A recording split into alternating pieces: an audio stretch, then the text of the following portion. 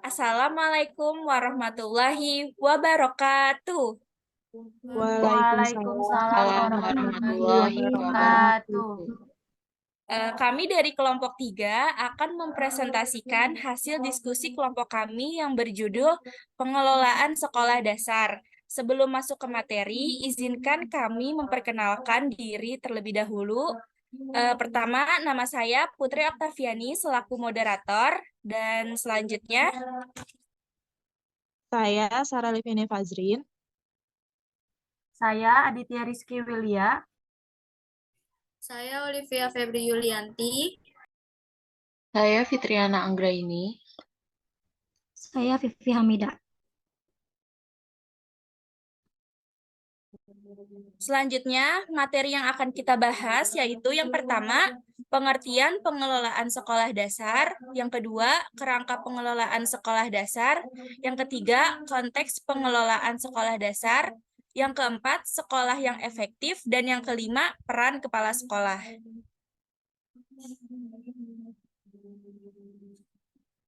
Baik, yang pertama, pengertian pengelolaan sekolah dasar. Pengelolaan sekolah dasar merupakan bagian dari pembuatan keputusan yang dilakukan bersama atau melalui penerimaan tanggung jawab manajemen spesifik untuk beberapa aspek pekerjaan sekolah. Pengelolaan sekolah yang wajib untuk dilakukan antara lain perencanaan program, pelaksanaan rencana kerja, pengawasan dan evaluasi kepemimpinan sekolah atau madrasah, dan yang terakhir sistem informasi manajemen. Lalu pembahasan yang B, kerangka pengelolaan sekolah dasar. Kerangka manajemen untuk sekolah dasar harus meliputi pernyataan eksplisit mengenai kewajiban dan tanggung jawab sesuai semua pegawai sehubung dengan manajemen pembelajaran siswa dan kurikulum.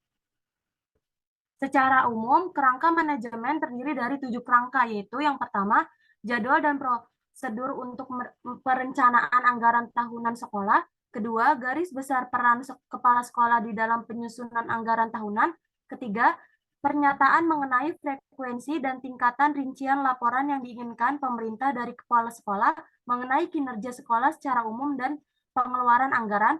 Yang keempat, wewenang yang didelegasikan kepala sekolah meliputi kemampuan untuk melakukan pengeluaran. Kelima, mengatur untuk melakukan autorisasi pembayaran dan pelaksanaan monitor pengeluaran finansial. Keenam, menyetujui prosedur untuk mengisi kekosongan pegawai dalam melibatkan pemerintah di dalam pelaksanaan prosesnya.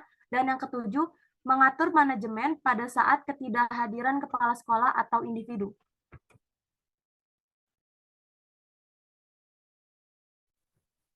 Selanjutnya,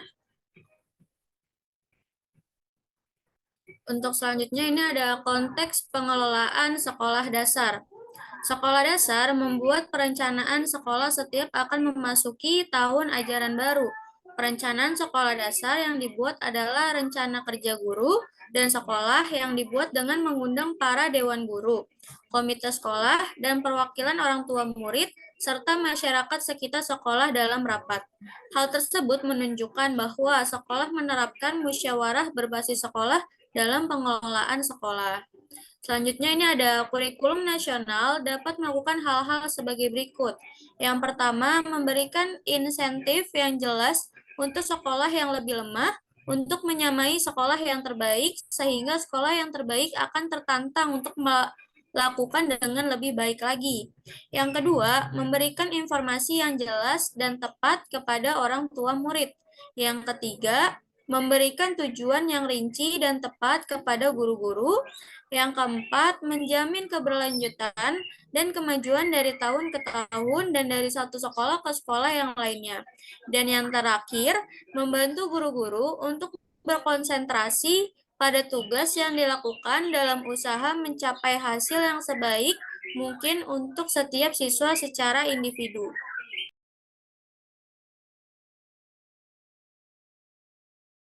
Selanjutnya, sekolah yang efektif. Sekolah yang efektif lebih memfokuskan pada kualitas hasil dan bukan pada kualitas proses yang dilaksanakan. Sekolah yang efektif memiliki pemimpin yang efektif. peran kepala sekolah sangat penting, demikian juga dengan peran guru. Kepala sekolah dan guru-guru merupakan orang yang terdekat dengan kegiatan belajar dan mengajar. Lingkungan sekolah yang aman dan teratur juga merupakan faktor yang penting untuk membentuk sekolah yang efektif, sebab keadaan seperti itu merupakan kebutuhan siswa dan orang tua. Lingkungan sekolah yang aman dan teratur memberikan kebebasan dan kesenangan yang diperlukan guru dan siswa dalam melaksanakan kegiatan belajar mengajar secara optimal. Selanjutnya adalah peran kepala sekolah. Betapa pentingnya peran kepala sekolah dalam menjalankan roda kepemimpinannya. Pemimpin yang berkualitas mampu menciptakan terobosan-terobosan atau inovasi sehingga sekolah yang dipimpinnya terus berkembang menuju puncak tujuannya. Adapun peran dari kepala sekolah dibagi menjadi 7 bagian, yaitu yang pertama menerima tanggung jawab fundamental, yang kedua mengembangkan dan memelihara hubungan yang baik dengan siswa, yang ketiga bertanggung jawab terhadap kualitas dan efektivitas, yang keempat menciptakan dan memelihara lingkungan belajar yang memberikan nilai pada kebutuhan akademik dan spiritual, yang kelima memelihara lingkungan belajar yang berorientasi positif dan aman secara fisik sehingga mendorong dan memberikan nilai. Yang keenam, menjadi panutan untuk profesi kepemimpinan sekolah. Dan yang ketujuh, menggunakan proses yang efektif untuk menetapkan arah strategis dan menyusun tujuan realistik untuk organisasinya.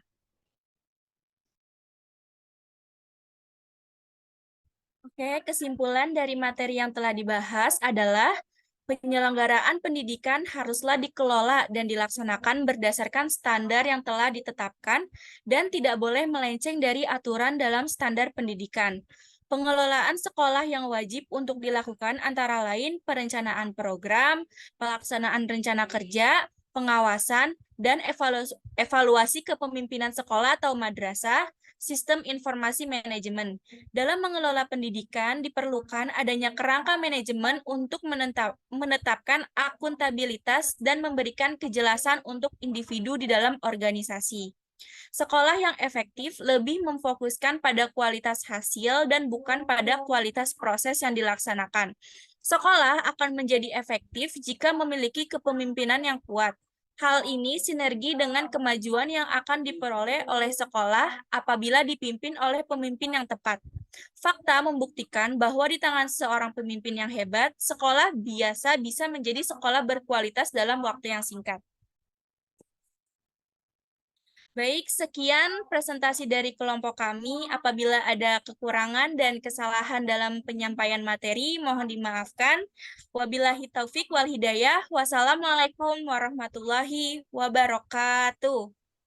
Waalaikumsalam warahmatullahi wabarakatuh.